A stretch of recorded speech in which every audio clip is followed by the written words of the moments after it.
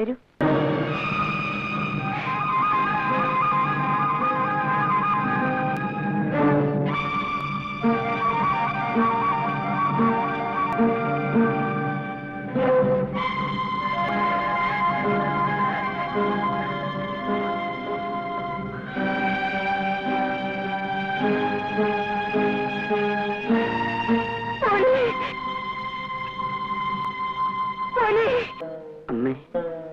എന്റെ മോനെ,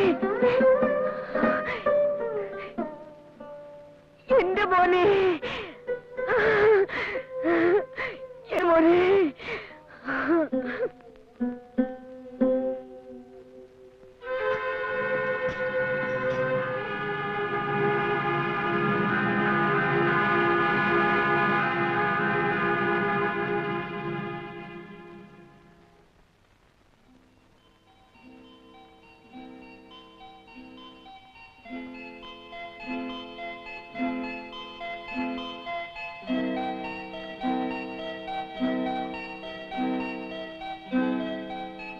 കല്യാണിക്കുട്ടി,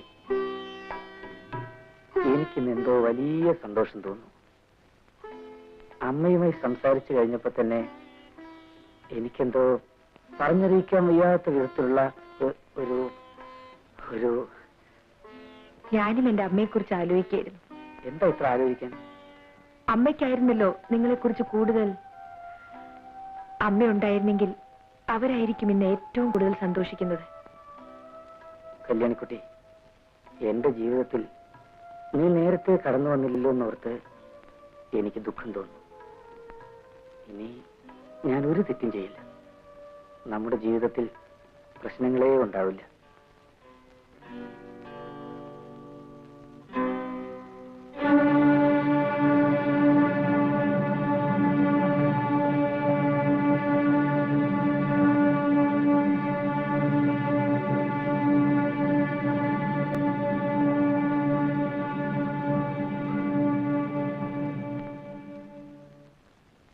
ഞാനിപ്പോ വരാം.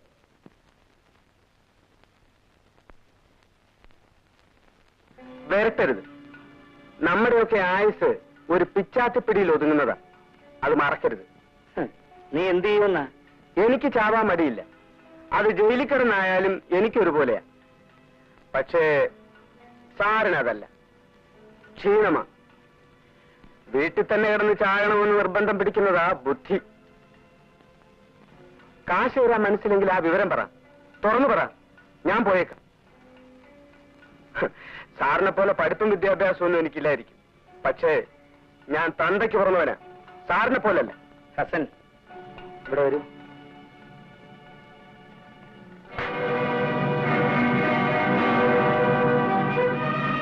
എടാ, ഇത്തവണ കൂടെ ഞാൻ എന്തെങ്കിലും തരും. മേലാൽ ഇതിന്റെ പേരും പറഞ്ഞ് പഠിക്കാത്ത നീ കാലുകുത്തിയാൽ നിന്റെ ശവം പോലും ഞാൻ പുറത്തുവിടില്ല.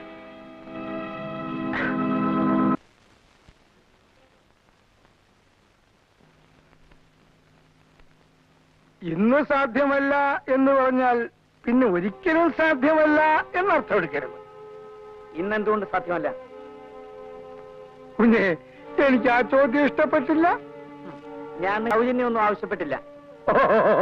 അവകാശമാണോ? അതെ. നിന്റെ കൊടികുത്തിയ അമ്മാവന്മാരുണ്ടല്ലോ, അവന്മാര് പോലും എന്റെ മുമ്പിൽ നിന്ന് ഇങ്ങനെ സംസാരിച്ചിട്ടില്ല. പിന്നെ ഇന്നലത്തെ നീ മനുഷ്യനെ നാണം വേണം. ല്ലേ മനസ്സിലെ വരാൻ. ശരിക്കൊന്ന് ഉറങ്ങണം.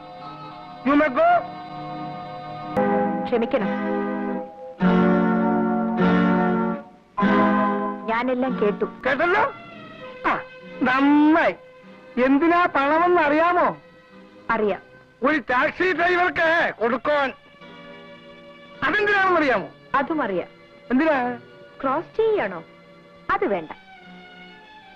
ഉടമസ്ഥൻ മുതൽ ചോദിക്കുക, സൂക്ഷിപ്പുകാരൻ വരട്ടുക. അത് കൊള്ളാം, അസലായിട്ടുണ്ട്. വേണമെങ്കിൽ ഞാൻ എല്ലാം കൂടെ വാരിക്കൂലിയും കൊടുത്തേക്കാം. എനിക്കെന്തിനാ? എല്ലാം കുഞ്ഞിന്റെ മുതലേ. ഞാൻ വെറും ഒരു ട്രസ്റ്റി. ട്രസ്റ്റി? 10-35 വയസ്സായ ഒരു മനുഷ്യന്റെ സ്വത്തുക്കൾക്ക് ഒരു ട്രസ്റ്റി?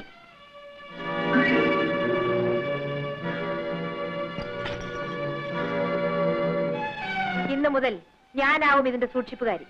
നിങ്ങൾക്ക് എന്ത് വേണോ അപ്പപ്പ എന്നോട് ചോദിച്ചാൽ മതി, ഞാൻ തരാം.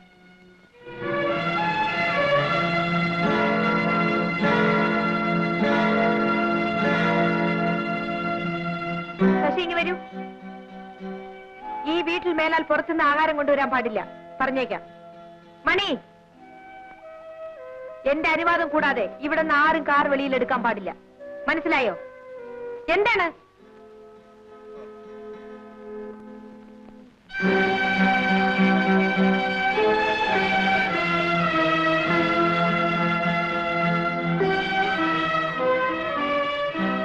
ഇന്നത്തെ കോട്ട കഴിഞ്ഞു.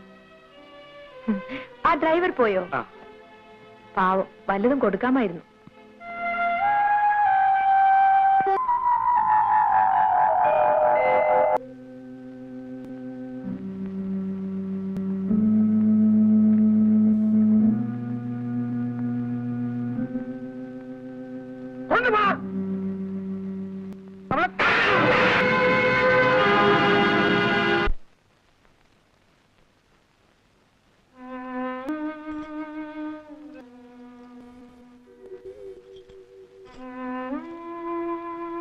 ഇത്രയും നേരം തരാതിരുന്നതേ ചോദിക്കുമോ എന്ന് അറിയാനാ.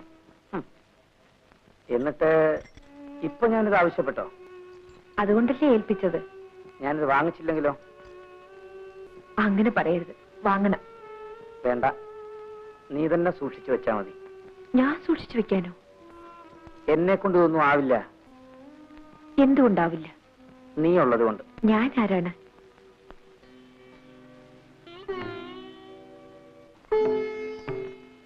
എന്റെ കല്യാണിക്കുട്ടി.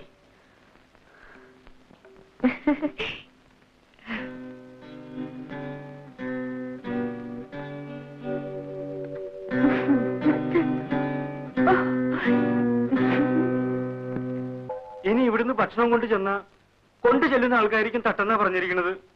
ഈ വീട്ടിൽ നിന്ന് പച്ചവെള്ളം തൊടിയലെന്ന വാശി. പോയിട്ടൊരു കാപ്പി കൊണ്ടുവരൂ.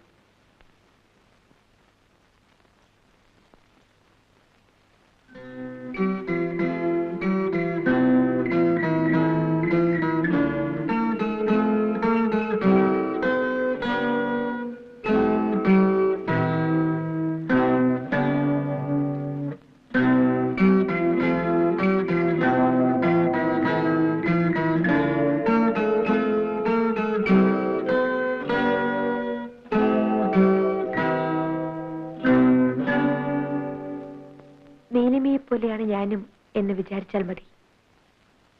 എനിക്ക് അച്ഛനില്ല.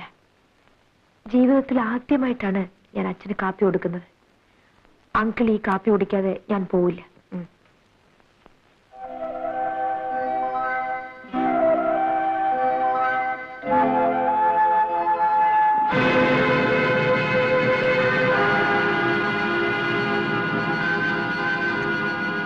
എവിടുന്നെങ്കിലും ഓരോ ടേബിൾസിൽ വന്ന് കയറിക്കോളും. പിന്നെ അവളുമാരുടെ ഭരണങ്ങള് വീർവാണങ്ങള് പോപ്പുറത്ത് അനാവശ്യം പറയരുത്. എടീ, എനിക്കറിയാമടി നിന്നെ. ഒക്കെ നിന്നെയും അറിയാം, മറ്റേ ശ്രീരാമതി അറിയാം. ശോഭയല്ല കല്യാണിക്കുട്ടി. അവൾ ആകെ തകർന്നുന്ന ഒരു സമയത്താണ് നിങ്ങൾക്ക് വഴിപ്പെട്ടത്. ഞാനതല്ല, തകർന്നതെല്ലാം ഒരു കൂട്ടി വെക്കുന്നവളാണ് ഞാനിപ്പോ. അത് മനസ്സിലിരിക്കട്ടെ. നിങ്ങൾ പട്ടിണി കിടന്ന് ചത്താൽ ഇവിടെ ആർക്കും ഒരു ചുക്കുമില്ല.